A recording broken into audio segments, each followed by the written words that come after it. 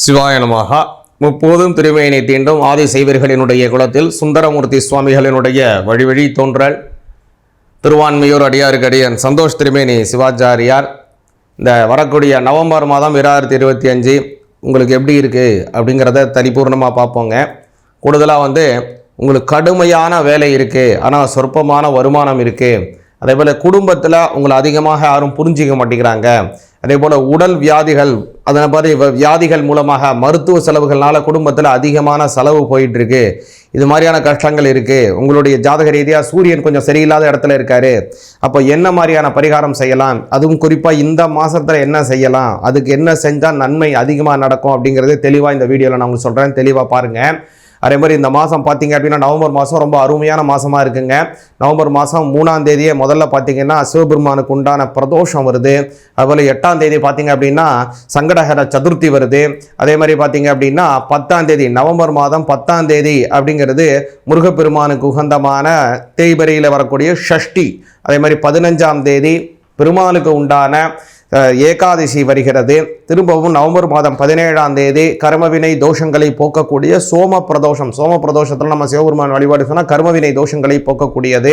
அது மட்டும் இல்லாமல் இந்த மாதம் 24ஆம் தேதி வாஸ்து புருஷன் நித்திரை விட்டு எழக்கூடிய நாள். அந்த சமயத்தில் ஒரு வீடு ஆரம்பிக்கணும், அல்லது வீடை டெமாலிஷ் பண்ணிட்டு வேற வீடு கட்டணும், அல்லது வீடை எக்ஸ்டெண்ட் பண்ணணும், கோவில் கட்டணும், மடம் கட்டணும், மாளிகை கட்டணும், இந்த மாதிரியான விஷயங்கள் ஆரம்பிச்சிங்கன்னா ரொம்ப நல்ல பலன் கிடைக்கும் அந்த சமயத்தில். அது மட்டும் இல்லை, இந்த மாதத்தில் பார்த்தீங்கன்னா அநேகமான முகூர்த்த தினம், நிறைய முகூர்த்த தினம் இருக்குங்க இந்த மாதத்தில்.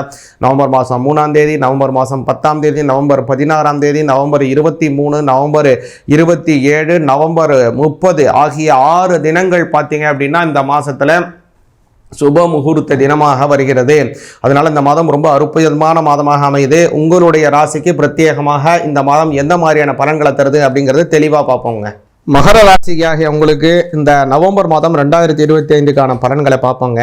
பொதுவாகவே மகர ராசிக்கு பார்த்தீங்கன்னா இந்த மாதம் அப்படிங்கிறது நல்ல ஒரு உத்வேகமான நல்ல மாதமாகவும், அதே மாதிரி பொருளாதார வளர்ச்சிகள் கொண்ட மாதமாகவும் இருக்குது. மகர ராசிக்காரங்களுக்கு பார்த்தீங்கன்னா இந்த மாதம் முற்பகுதியும் சரி பிற்பகுதியும் சரி ரெண்டுமே சுபிக்ஷமாக இருக்குது. அதை மகர ராசிக்கு மட்டும்தான் இந்த மாதத்தில் 2 பகுதியுமே நல்லா இருக்குது அப்படின்னு சொல்லலாம். குறிப்பாக பார்த்தீங்கன்னா முதல் பகுதியில் இருக்கக்கூடிய 6ஆம் பாவத்தில் இருக்கக்கூடிய குரு பகவானினுடைய அந்த நேர்பார்வையாக இருக்கட்டும், அதன் பிறகு பிற்பகுதியில் குரு வக்ர பார்வையாக இருக்கட்டும், அதே மாதிரி உங்களுடைய 10ஆம் இடத்துல இருக்கக்கூடிய சூரியன், அதாவது மகர ராசிக்கு பெரும்பாலும் அஷ்டமஸ்தானாதிபதியாக இருக்கிறவர் சூரிய பகவான். இந்த சூரிய பகவான் எப்போ எல்லாம் நீச்சம் அடைகிறாரு, அதாவது இது மாதிரி மறைகிறாரு, எப்பெல்லாம் இருக்காரோ அதெல்லாம் மகர ராசிக்காரங்களுக்கு நன்மையை தரும். அப்போ அஷ்டமாதிபதியாக இருக்கக்கூடிய சூரிய பகவான் அவர் அஷ்டமஸ்தானம்ங்கிறது ஒன்றும் இல்லைங்க, கெடுபலனை தரக்கூடிய ஸ்தானம். அதற்கு அஷ்டமஸ்தானம்னு பேர். அந்த கெடுபலனை தரக்கூடிய ஸ்தானமாக இருக்கக்கூடிய சூரிய பகவான் அவர் நீச்சமாயிட்டாரு, அவர் 10ல் நீச்சமாயிட்டாரு. அப்போ என்ன ஆகும், நமக்கு கெடுதல் செய்யக்கூடிய ஒரு நபர் நீச்சமடைந்து விட்டால் அது நமக்கு நன்மை தானே. அதற்கு என்ன பேர் அப்படின்னா நீச்ச பங்க ராஜயோகம். பங்கம் அப்படின்னா அவங்க கெட்டு போகிறது, நீச்சம் அடையக்கூடிய, அதாவது நீச்சமாக இருக்கக்கூடியது ஒரு கெட்டக்கூடிய ஒரு நல்ல விஷயம், கெடுதல் செய்யக்கூடிய ஒரு கிரகம் நீச்சம் அடைஞ்சிருச்சு, அது கெட்டு போயிடுச்சு அப்படின்னா நமக்கு ராஜயோகத்தை தரும். அது நீச்ச பங்க ராஜயோகம் அப்படின்னு பேர். அதனால் இது உங்களுக்கு ஒரு பெரிய யோக பலனை முற்பகுதியிலும் தருது. பிற்பகுதியில் கவனிச்சிங்க அப்படின்னா மகர ராசிக்காரங்களுக்கு 11ஆம் இடத்துல சூரியன் வந்துட்டாரு. 11ஆம் இடம்ங்கிறது லாபஸ்தானம். 11ல் இருக்கக்கூடிய கிரகம் 99% நல்ல பலனாக தரும். அந்த வகையில் மகர ராசிக்காரங்களுக்கு சூரியன் வர்றதும் மிக மிக நல்ல பலனை தராருங்க. பொருளாதார வளர்ச்சிகளை கொடுக்குறாரு. அதில் நல்லா கவனிச்சிங்க அப்படின்னா குரு பகவானை சொல்லணும். குரு பகவான் மகர ராசிக்கு 7ஆம் இடத்துல இருக்கார், அதை சொன்னேன் இல்லைங்களா. இந்த 7ஆம் இடத்துல இருக்கக்கூடிய குரு பகவான் அவருடைய வக்ர பார்வையாக 5ஆம் பார்வையாக இந்த மங்கள ஆதித்யனை 11ஆம் இடத்துல இருக்கக்கூடிய மங்களனையும் ஆதித்யனையும் பார்க்கிறார். அப்போ இது மங்களாதித்ய யோகம் அப்படிங்கிறது ஏற்படுது. உங்களுக்கு 2 யோகம் வருதுங்க, நீச்சபங்க ராஜயோகம் முற்பகுதி, பிற்பகுதியில் மங்களாதித்ய யோகம் அப்படின்னு 2 யோகம் இருக்கு.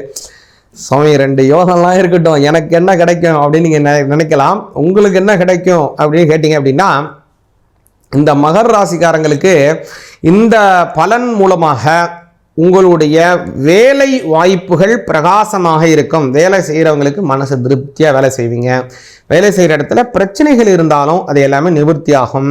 அல்லது வேலை செய்கிற இடத்துல சக ஊழியர்கள்னால எனக்கு நிறைய ஸ்ட்ரெஸ் ஏற்படுது, நிறைய பிரச்சனை இருக்குது, இதெல்லாம் கொஞ்சம் மாறணுன்னாலும் கண்டிப்பாக வரக்கூடிய காலத்தில் மாறும். மன சந்தோஷமாக வேலை செய்வீங்க. சரி, வேலை இருக்கட்டும், குடும்பம் எப்படி இருக்குன்னு கவனிச்சிங்கன்னா, குடும்பம் சம்பந்தப்பட்ட இடமாக இருக்கக்கூடிய 2ஆம் அதிபதியாக இருக்கக்கூடிய சூரிய சனி பகவான் 2ஆம் இடத்திலே வக்கரம் அடைஞ்சிடுறாரு. ஆனால் அந்த மாதத்துல பிற்பகுதியில் அவரும் நிவர்த்தி ஆயிடுறாரு. முற்பகுதி நல்லா இருக்கும், பிற்பகுதி அமோகமாக இருக்கும். இது எப்படிங்கிற சனி 2ல் இருந்தாலும் அது 7.5 சனி ஆச்சு, இது எப்படிங்க நல்லது செய்வார்னு நீங்கள் நினைக்காதீங்க. ஏன்னா சனி பகவான் தான் உங்களோட ராசிநாதன். அது சனி பகவான் 7.5 சனிங்கிறது ஒரு பக்கம் இருந்தாலும் ராசிநாதன் நன்மையைத்தான் செய்வார். அதனால் 2ல் இருக்கக்கூடிய சனி பகவான் குடும்பம் சார்ந்த விஷயத்தில் நன்மையை செய்வார். உங்களுடைய பேச்சில் மட்டும் கொஞ்சம் கவனமாக இருங்க. கரெக்டான சமயத்தில் பேசுங்க. தேவையில்லாத சமயத்தில் பேசாமல் மௌனமாக இருந்து கடந்து செல்வது நல்லது. எல்லாத்துக்கும் நம்ம திரும்ப பேசணுங்கிறத எடுத்துக்காதீங்க. இந்த சமயத்தில் கொஞ்சம் மௌனமாக இருக்கணும்னு முயற்சி பண்ணிங்கன்னா மௌனமாகவே இருந்துட்டு போயிடுங்க நிச்சயமாக. ஆனால் உங்களுடைய நான் மௌனமாக இருந்துட்டால் என்னை பற்றி எப்படிங்க கீர்த்திகள் வெளிப்படும், நான் என்னை பற்றியான விஷயங்கள் எப்படி வெளிப்படுத்தணும், உங்களுடைய செயல்பாட்டின் மூலமாக வெளிப்படுத்துங்க, நன்மைகள் கிடைக்கும். அதே மாதிரி மகர ராசிக்காரங்களுக்கு முக்கியமாக சொல்லணும் அப்படின்னா, இந்த மாதத்தில் 1ஆம் தேதி, 8ஆம் தேதி, 15ஆம் தேதி, 22ஆம் தேதி, 29ஆம் தேதி ஆகிய தினங்களில் சனிக்கிழமை வருது. நவம்பர் மாதம் 5 சனிக்கிழமை வருதுங்க. 5 தினமும் சனி பகவானுக்கு எள்ளி தீபம் போடுங்க. 7.5 சனி இருக்கிறது ஒரு பக்கம், 2ல் கூடிய சனி பகவான் ஒரு பக்கம், அவர் வக்கரமாக இருந்து நிவர்த்தியாகிறார், அது ஒரு பக்கம். அதே மாதிரி நீங்கள் சனி பகவானினுடைய ராசிநாதன் உங்களுக்கு அவர். அதனால் முக்கியமாக சனிக்கிழமையில சனி பகவானை வழிபாடு பண்ணுங்க. முடிந்தவர் ஐயப்பன் வழிபாடை செய்ய வேண்டும். மகர ராசிக்காரர்களுக்கு மிக மிக மிக முக்கியமானது ஐயப்பன் வழிபாடுங்க.